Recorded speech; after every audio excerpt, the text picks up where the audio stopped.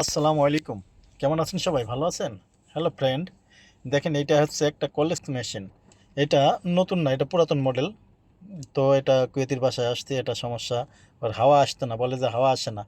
তো যে চেক করে দেখলাম সব জায়গায়, এখানে আছে কম্প্রেসারের কন্ট্যাক্টর, বুলার কন্ট্যাক্টর, কন্ডেন্সার ফ্যানের কন্ট্যাক্টর, এটা হচ্ছে কম্প্রেসার, হচ্ছে গিয়ে কপ্লেন্ড স্কোরাল। ওকে, 5 টন মেশিন। তো বা গ্যাস চেক করলাম, গ্যাস ঠিক আছে। এরপরে এখন হাওয়া যায় না কি জন্য, পরে চেক করে দেখি আপনার বুলারের বেল্ট ছিঁড়ে গেছে, বুলার মোটরের বেল্ট ছিঁড়ে গেছে। তো এখন বেল্ট ছিঁড়ে পড়ে রয়েছে, পরে কি করব, বললাম এই সমস্যা। পরে এখন বেল্টের নাম্বার হচ্ছে গিয়ে 35।